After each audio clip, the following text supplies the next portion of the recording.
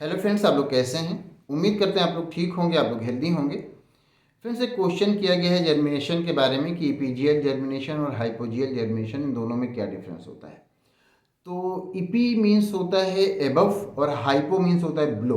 तो epigeal germination और hypogeal germination में नाम से आपको डिफरेंस हो सकता है कि इपीजियल जर्मिनेशन में ये होता है कि जिसमें जो सीड के कॉटिलेडॉन्स हैं वो बाहर निकल आते हैं। जब जर्मिनेट होता है तो कॉटिलेडॉन्स सॉइल से बाहर निकल आते हैं इपीजियल जर्मिनेशन में। वहीं आप हाइपोजियल जर्मिनेशन में देखेंगे जो कॉटिलेडॉन्स हैं वो अंदर ही रहते हैं। हमने कहा ना, जो ईपी मीन्स होता है एबव और हाइपो मीन्स होता है बिलो।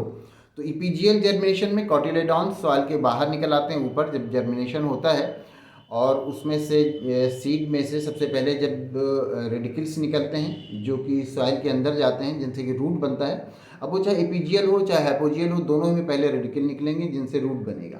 फिर उसके बाद प्लूम्यूल बनता है, प्लूम्यूल निकलता है जिससे कि क्या होता है, शूट बनता है जो कि सॉइल के ऊपर आ जाता है। अब ये दोनों ही कंडीशन में होता है, इपीजियल हो या हाइपोजियल। तब तो जब जो ये प्लूम्यूल है ये जब ऊपर की तरफ आता है, तो जो कॉटिलेडॉन्स हैं उसमें जब ऊपर की तरफ वो निकल आते हैं सॉइल से बाहर, तो वो इपीजियल जर्मिनेशन होता है। और जिसमें कॉटिलेडॉन्स सॉइल से बाहर नहीं निकलते हैं, वो नीचे ही रहते हैं, अंदर ही रहते हैं, तो वो हाइपोजियल जर्मिनेशन होता है।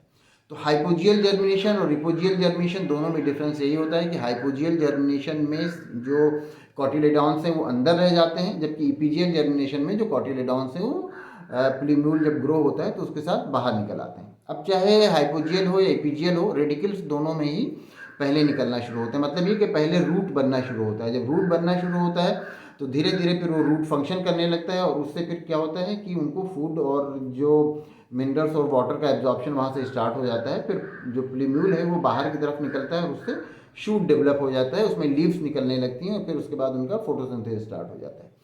अब जब तक कि ये सब नहीं हो रहा है कि फोटोसिंथेसिस से फूड का फॉर्मेशन और रूट, तब तक कि वो जो सीड है वो जो अपना फूड है वो इन्हीं कॉटिलेडॉन से ही लेता है।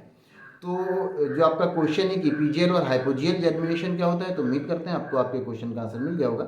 अगर इसमें किसी तरह का कोई कन्फ्यूज़न है या कोई और क्वेश्चन है तो आप पूछ सकते हैं।